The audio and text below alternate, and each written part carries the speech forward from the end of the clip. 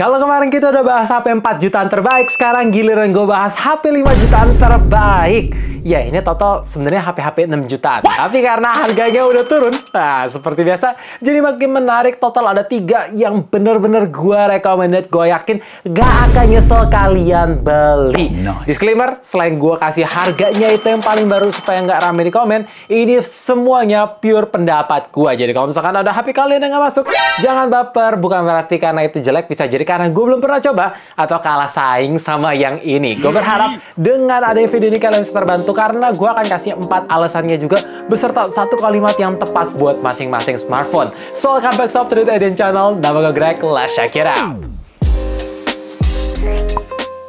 Smartphone pertama adalah Xiaomi 14T. Buat kalian yang demen foto-foto, gue yakin hasilnya nggak akan bikin kecewa. Karena ini di atas ekspektasi gue.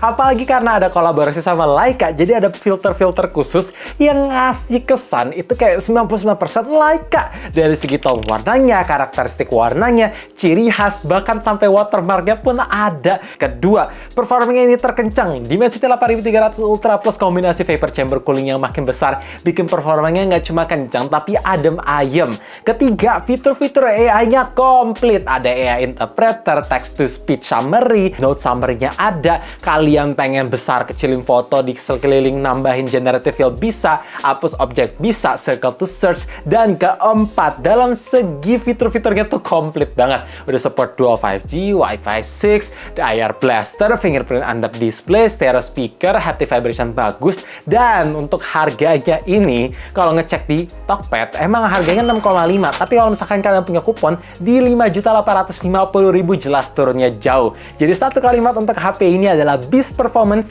plus foto autentik. Smartphone kedua ini yang paling sering dibandingin, yaitu Samsung A55. Menurut gua build quality-nya no play. Tersolid yang bisa kalian dapetin. Bahkan dibandingin sama S24 FE, ini jauh lebih solid, lebih mahal, lebih premium. Kedua, dalam segi videonya terstabil. Kalian mau record di lensa ultra wide, primary lens, sampai kamera depan di resolusi tertinggi, semuanya stabil. Cocok buat kalian para content creator yang mengandalkan video. Ketiga, softwarenya gila, ini rutin banget. Tiap bulan selalu ada update bug fixing, bahkan ada fitur-fitur baru. Contohnya kayak circle to search akhirnya masuk. Dan jaminan softwarenya panjang banget, 4 kali Android plus 5 tahun security patch.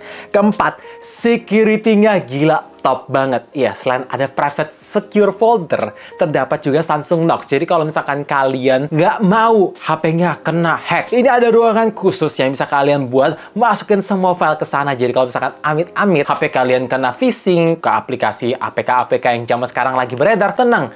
HP boleh ke hack, tapi ruangan tersebut gak akan bisa kecuri. Jadi, 1 kalimat yang bisa gue gambarin ke smartphone ini adalah build quality dan top security flagship grade. Untuk harga launching itu ada di 6.500.000, tapi sekarang kalau misalkan gue ngecek di online udah turun dikit 5,8 juta. Bahkan kalau misalkan kalian punya kupon Tokopedia 5,2 juta. Gila, good deal coy. Smartphone terakhir adalah Vivo V40. Bodinya tuh tipis, cakep, desainnya bagus. Dalam segi ketahanannya oke banget karena material ini pakai nggak nanggung-nanggung. Bisa tahan cipratan air, tekanan air juga di segala sisi, plus tahan air sampai 1,5 meter karena ada fitur IP68 plus IP69 dust and water resistant.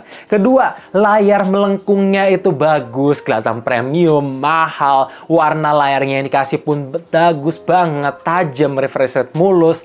Dalam segi kameranya ini semua lensa menggunakan resolusi 50 megapiksel di ketiga lensa. Ya, 2 kamera belakang, 1 kamera depan. Bahkan kalau misalkan kalian pengen selfie, ini ada lensa ultrawide di kamera depan. Dan kalau misalkan kalian pengen foto-foto yang cantik, Zeiss-nya ini nggak bohong sama sekali. Multifocal portraitnya cakep, bahkan untuk videonya pun stabil. Walaupun memang ini agak kaku, tapi yang penting stabil banget. Keempat, dalam segi baterainya ini super awet. Udah dipakai intens, tetap bisa seharian penuh. Dan untuk ngecharge-nya paling cepet di antara kedua smartphone yang tadi gue rekomen. Support 80 watt dan brick charging-nya masih di-include di dalam box. Jadi 1 kalimat yang bisa menggambarkan Vivo V40 adalah the beauty all-rounder phone. Untuk harganya sih 6,1 jutaan. Tapi kalau misalkan kalian pakai kupon Tokopedia, bisa di 5.850.000. Jadi udah turun jauh. So guys, itu dia 3 smartphone terbaik di harga 5 jutaan versi updated edition di tahun 2024. Gue yakin smartphone apapun yang kalian pilih gak akan nyesel, beneran terbaik. Iya, 3 ini tuh ngisi semua sektor. Jadi sekarang ini kalian tinggal pilih aja mau brand apa, karena semuanya sebagus itu. Kalau misalkan pengen tahu kurang lebihnya lebih lanjut, ya bisa dilihat di masing-masing video review karena udah gue bahas full. Dan buat kalian yang udah pakai di antara ketiga smartphone ini, jangan lupa juga komen di bawah supaya yang lain terbantu. Dan kalau misalkan kalian terbantu dengan adanya video ini, boleh kasih like-nya, share, subscribe, dan nyalain lonceng notifikasinya juga supaya tahu kapan video baru diupload. And as always, stay safe, stay healthy, stay updated with up to date. Thank you guys. Selamat tahun baru. Ya kan? Bentar lagi.